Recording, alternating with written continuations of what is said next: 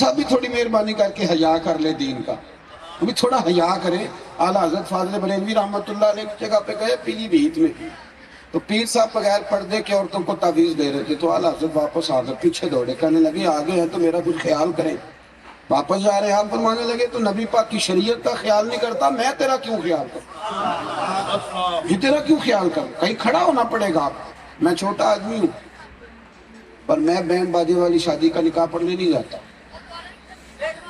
یہ تو جاؤ کسی اور سے پڑھا دو۔ ہماری کو مجبوری ہے کہ ساری تباہی بھی ہماری آنکھوں کے سامنے دین کی اتاری جائے، مرد عورتوں کا اختلاط بھی ہو، تماشے بھی ہوں، اور پھر ہمیں بھی تم پابند کرو کہ یہاں تم بھی مور لگاؤ، جاؤ کہیں اور سے پڑھا لو۔ تھوڑا سا کسی جگہ کھڑے ہوں، مہربانی فرما۔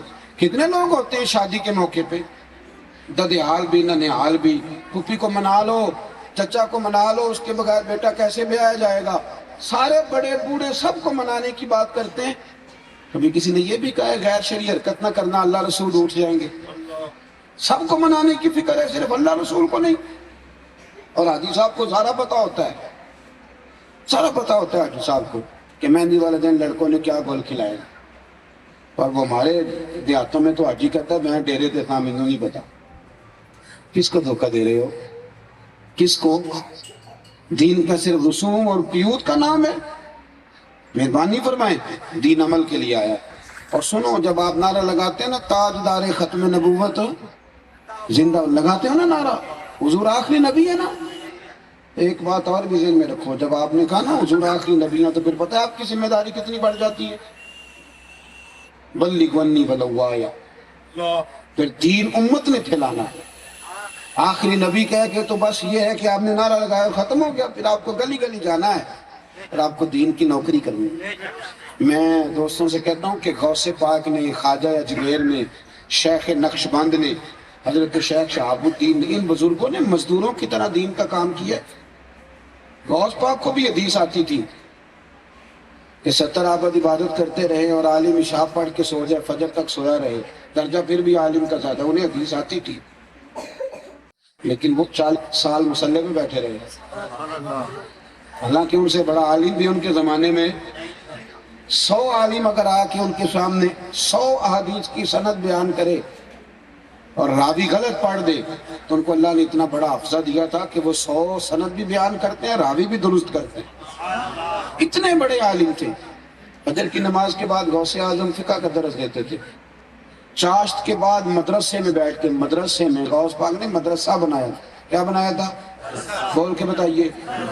مدرسے والے کو تو آپ پیر مانتے نہیں نا، سوال ہی نہیں پیدا ہوتا، مولوی نہیں پیر مان سکتا، وہ 3 نسلوں کو قرآن پڑھائے گا، وہ پیر نہیں بنے گا۔ پیر تو وہ بنے گا جو تعویذ لکھتا ہے، چاہے بیچارہ 6 مہینے غسل ہی نہ کرے۔ کیا تماشا ہے، اتنا سونا زیور زیادہ پہن لے اتنا بڑا پیر ہے۔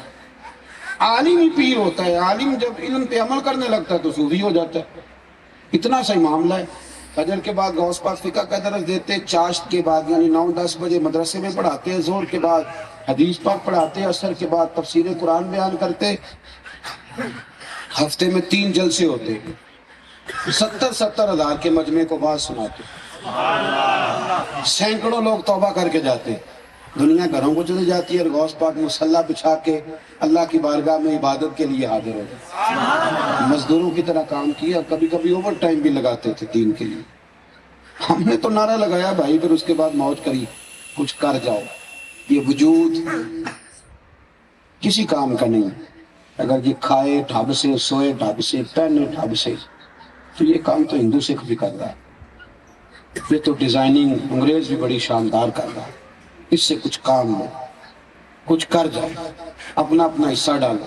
میں اکثر کہتا ہوں کہ اگر آپ مدرسہ نہیں چلا سکتے، مسجد میں نہیں جا سکتے، اتنی مہربانی کرو مدرسے کے بچوں کی حوصلہ افزائی کیا کرو۔ میں چندے کی بات بھی نہیں کرتا، میں کہتا ہوں قوم خالی کہنے لگ جائے نا پتر تیری بڑی بات ہے تو حافظ بن رہا ہے، اتنا کہنے لگ جائے نا تو میرے خیال میں دین کا بہت بڑا کام شروع ہو جائے گا۔ لیکن ہم اس طرف بھی جانے کو تیار نہیں ہوتے۔ 3 باتیں میری یاد رکھنا، بات ختم کرنے لگا ہوں۔ ایک تو دین پر بحث کریں گے وہ جن کا منصب ہے، کہیں ضرورت پڑے گی تو ہم نے بحث نہیں کرنی، ہم نے نہ جو ہمیں ملے گا ہم نے اس پر عمل کرنا۔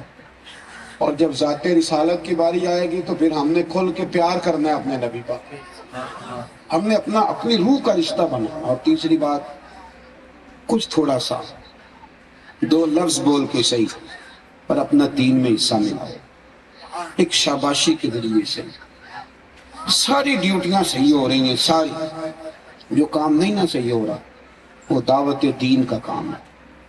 کتنی جماعتیں آپ کی جو جاتی ہیں انگریزوں کو مسلمان کرنے کے لیے، ایک صحابی کسی ایک شہر میں بیٹھتا تھا تو سارے کا سارا شہر مسلمان ہو جاتا تھا، اتنے کو عیسائی رہتے ہیں پاکستان میں،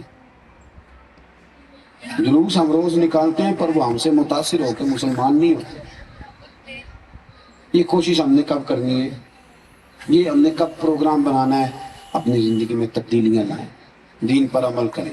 آپ کی گفتگو بتائے کہ آپ نبی پاک کے غلام ہیں، اٹھنا بیٹھنا بتائے کہ آپ نبی پاک کے غلام ہیں۔